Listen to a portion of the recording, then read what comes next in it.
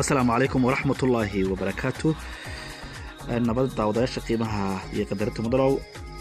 waxaan halkan idinku soo gudbinaynaa sawirro aan ka soo qaadnay 14 bishii May oo magaalada Bristol lagu qabtay maalinta dhaqanka Soomaalida oo dhammaan shucuubta Soomaalida ee ku kala dhaqan magaalada Bristol ka soo qayb galeen oo soo qaybqaabiyay ururka Bristol Somali Forum iyo dhalinyaro firfircoon iyo Umar dhaqan oo isna ku soo bandhigay dhaqankiisii iyo alaabooyin kala duwan ayaa waxa ay ahayd dhammaan dadka ka soo qayb galay dad aad iyo aad ugu faraxsan dhammaan jaaliyada Soomaalida ku dhaqan magaalada Bristol ee aad ugu faraxsan sida qiimaha iyo qadarinta leh ee loo soo agaasimay munaasabadaasi oo aad u qurux badan bal haddaba nala daawada sawirada.